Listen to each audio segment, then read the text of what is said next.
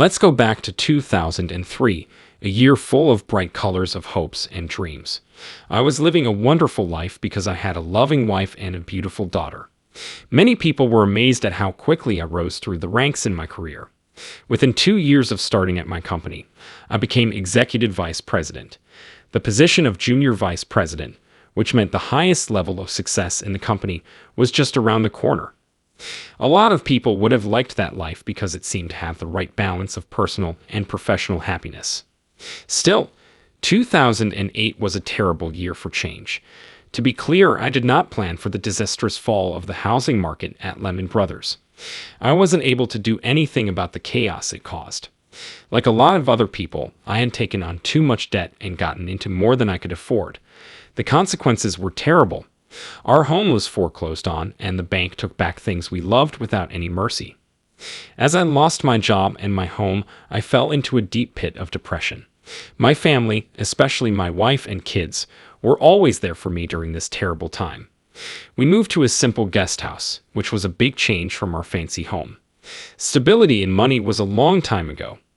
The 2008 tragedy got even worse when my wife lost control of the car while she was on her way to pick up our daughter.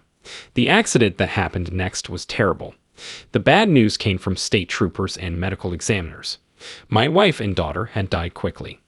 Following this unbearable loss, there was a steady fall into darkness. I turned to opioids for comfort because I needed to get away from my overwhelming sadness and hoped they would give me a break from the chaos in my life. Still, hope seemed like a faraway idea. My life, which used to be organized and safe, fell apart completely. As the short-term ease from one addiction faded, I fell deeper into a maze of drug abuse, mixing powerful drugs from different vices. My behavior became more and more damaging to myself, showing how upset I was inside. In 2010, when I was under the influence of a strong drug, I felt something strange. I felt a strange mix of excitement and pain as I thought about seeing my lost loved ones again. There was a dull ache under my jaw and a growing numbness in my arm.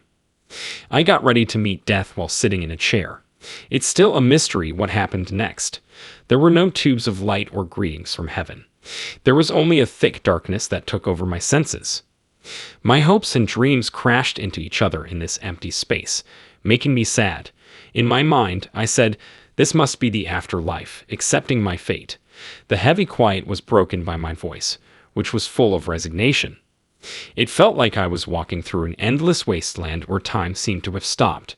The sound of my footsteps echoed through the nothingness, making the feeling of infinity stronger.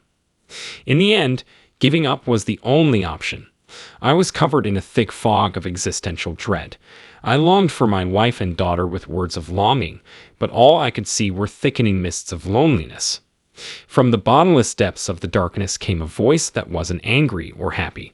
"You who have defiled your own body, why do you think you deserve to leave this place?" It asked over and over again. When I asked tentatively, "Who's there?" all I heard was the question I had asked over and over again in a disturbing way. I felt obliged to send a message that emphasized how worthless I felt and blamed my situation on self-inflicted wounds caused by ignorance. The thing stayed wrapped in mystery, and its behavior stayed the same. Then a deep, mysterious voice asked, "Are you ready to be judged?" So began the journey of my life review. In an instant of blinding light, the blank was filled with a stunning and detailed image. The light showed me a wide picture of my life, with every detail clearly visible, from the day I was born to the last breath I took. One part of this review really stood out. When I was only 7 years old, I stole a 5-cent piece of Bazooka Joe bubblegum from the holy halls of 7-Eleven.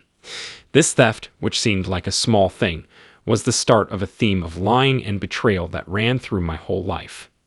The review stopped suddenly, which was especially sad since I couldn't be there to see my daughter born because of work.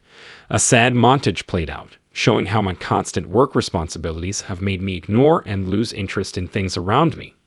The montage showed me the wonderful times I had missed, like hearing my daughter laugh and spending quiet nights with my wife. In that empty space, I could really feel the stark contrast between these missed joys and my present state of loneliness. "What are you trying to say?" asked a new voice that broke the quiet. In answer, I told them I was sorry and felt ashamed, and I was very sad. I took off the mask of moral authority and admitted my worst sins. I sincerely apologized and begged for forgiveness in the names of God and my loved ones who have died. As I let go of my responsibilities, the thing said, "My Father has heard your pleas." Then it showed where I came from. An individual resembling Jesus walked up and offered a chance for a new beginning. I got on my knees in front of him and put my lips to his feet. He stood firm and pushed me to get up. Jade saw my tear-stained face for the first time at that moment. As we hugged, a wave of peace and happiness swept over us, and we freely apologized. It was so beautiful that moment when I was running with my beloved child that I wished time would stop. When I looked out to sea, I saw Donna again. As I hugged her, I told her I was sorry.